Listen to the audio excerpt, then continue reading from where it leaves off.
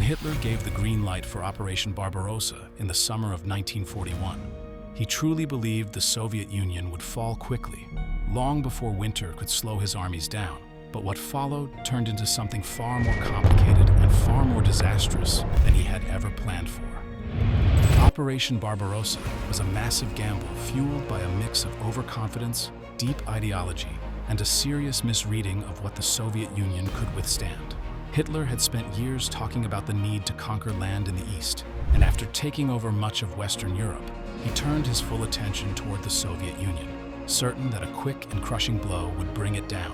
After how quickly Poland and France had fallen, he believed this would be no different, that Soviet forces would scatter and the capital could be reached in weeks.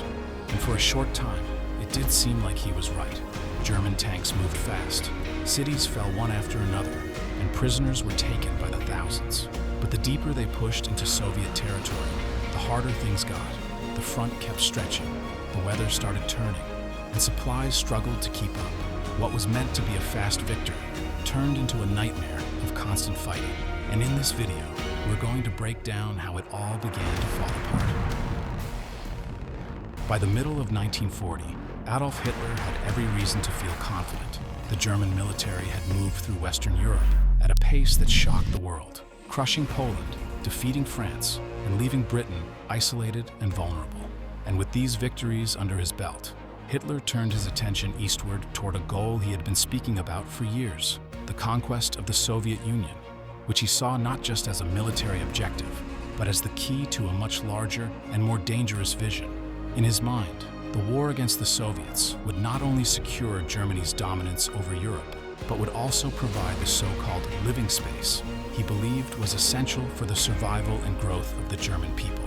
And tied into this idea was a deep ideological hatred of communism, which Hitler viewed as both racially and politically corrupt, a threat that had to be eliminated. He had laid out these beliefs long before rising to power, and by 1940, with much of Europe under Nazi control, he believed the time had finally come to act on them. To Hitler, the Soviet Union appeared massive on the map, but weak at its core, a country plagued by political purges, poorly led armies, and a population that he believed would crumble under pressure. And with this view in mind, the German High Command began working on a plan that would become Operation Barbarossa, the largest land invasion in history.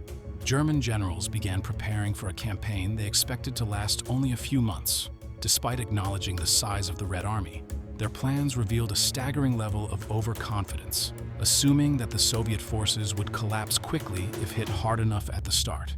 Their approach was built around three massive army groups. Army Group North, which would strike through the Baltic region toward Leningrad. Army Group Center, which would drive straight toward Moscow. And Army Group South, which would head into Ukraine to secure its resources.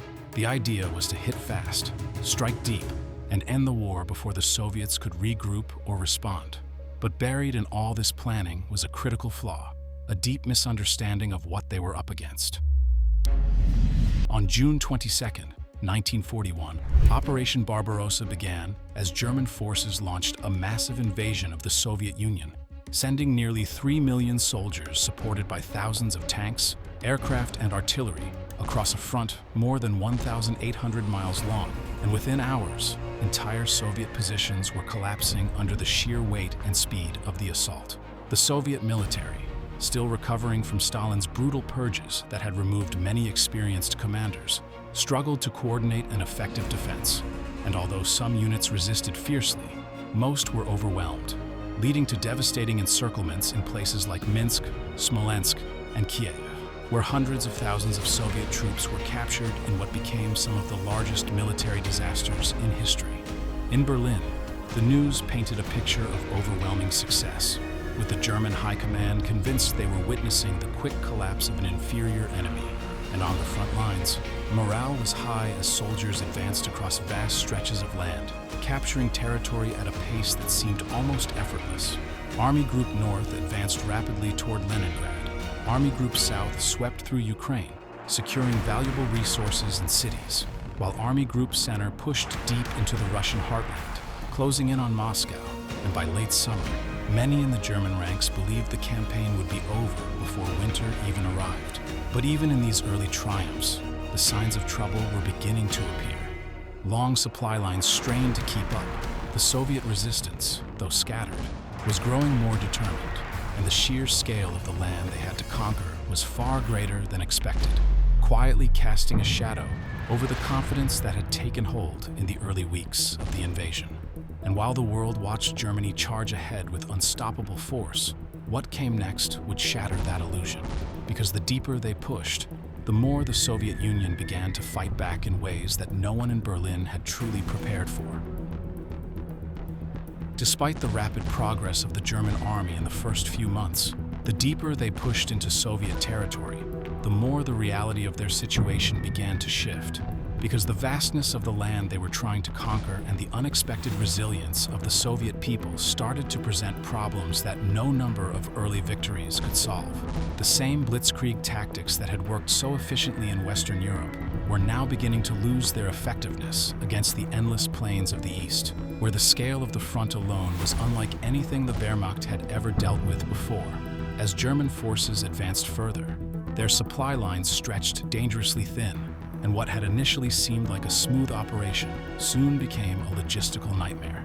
Since Soviet roads were poorly maintained, railways used a different gauge that required time-consuming conversions, and fuel and ammunition often struggled to reach the front in time, leaving many units exposed and undersupplied. And then came the weather.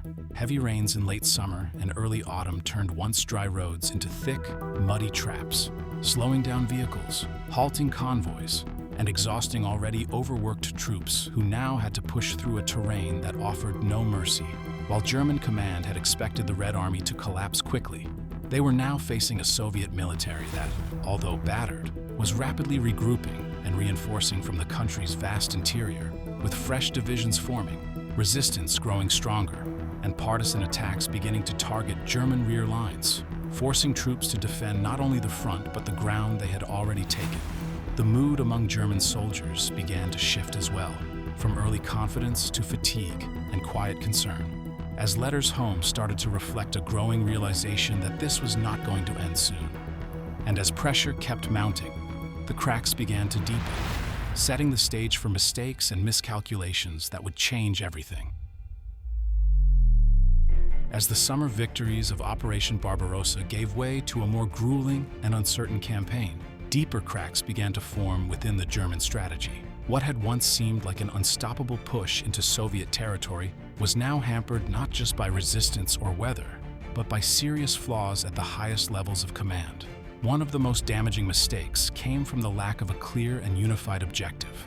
Rather than focusing their full strength on capturing Moscow, the nerve center of Soviet politics, logistics, and communication, Hitler insisted on dividing the German forces across three major axes, chasing multiple targets at once.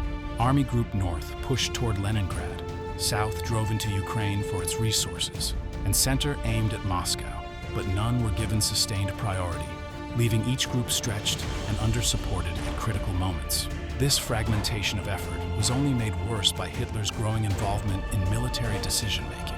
His refusal to listen to seasoned generals, who urged a concentrated push on Moscow before the onset of winter, led to a series of delays and diversions that cost the Wehrmacht valuable time and resources. Meanwhile, the Soviets, far from broken, were quietly rebuilding their war machine. Entire factories were moved east of the Urals, beyond German reach, and production of tanks, rifles, and aircraft continued almost without pause. By the time the first snows fell, German troops were still in summer gear, with engines freezing and supply lines strained to their limits. Then came the Soviet counterattacks, unexpected, fierce, and coordinated, forcing the Germans back and proving that the Eastern Front was far from decided. The Soviet winter counteroffensives of 1941 to 1942 were the moment everything changed. Hitler's dream of a quick, decisive victory collapsed in the snow and ice. The Wehrmacht, overextended, ill-equipped for the cold, and worn down from months of fighting, suffered devastating losses. The myth of German invincibility on the Eastern Front was broken, for good. Though the front eventually stabilized by spring, the cost to Germany was immense. Tens of thousands of soldiers were lost.